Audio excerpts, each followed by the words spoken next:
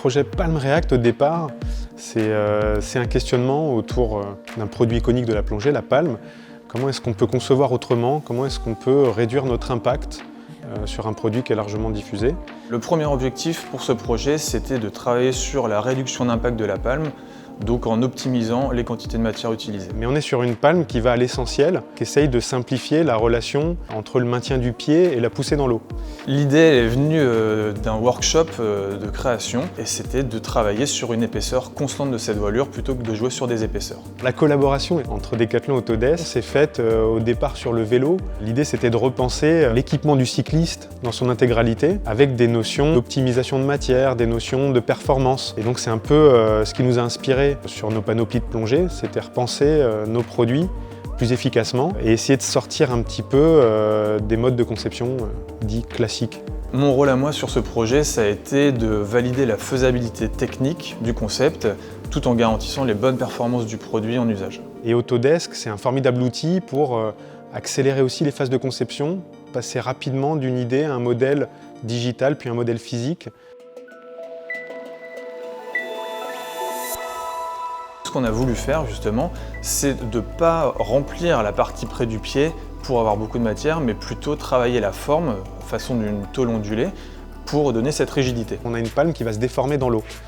Et c'était pas évident au départ de transposer directement ce mode de conception, d'optimisation topologique. On a donné en fait les conditions d'entrée au logiciel en lui disant qu'on voulait obtenir telle déformation, de la voilure avec telle force. Ce que lui nous a proposé, c'est des structures entre l'extrémité de la voilure et le chausson, avec des formes plus ou moins inattendues, plus ou moins organiques. Et ça nous a permis de nous ouvrir l'esprit et d'aborder justement la forme d'une palme de façon complètement différente. Alors, le logiciel Fusion, il nous a permis de sortir complètement de nos modes de conception habituels. On a tendance à penser une palme à partir de zones rigides, zones souples, en travaillant sur de l'épaisseur de matière, en travaillant sur des renforts. Les renforts, on les a mis vers le centre, on a pu évider de chaque côté et de par la déformation de la voilure, retirer un maximum de matière.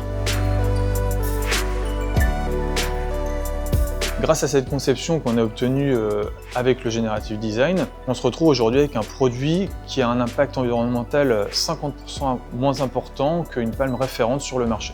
Ce qu'on voulait sur cette palme, c'était déjà minimiser l'utilisation de ressources matières premières, faire un produit qui consomme peu de matière, faire un produit qui intègre de la matière issue de filières recyclées et faire un produit qui sera recyclable en fin de vie. Aujourd'hui, en tant que designer, pour moi, c'est une énorme fierté d'avoir pu travailler sur un projet avec Autodesk qui change complètement la relation formelle qu'on peut avoir avec un produit. On est sur des lignes très essentielles, très organiques. On a un levier qui est très puissant pour réduire notre impact environnemental. Moi, j'ai envie de l'utiliser sur les autres conceptions de palmes et je pense que même à l'échelle de Decathlon, c'est quelque chose qui doit être dupliqué parce que les résultats sont là et plus que positifs.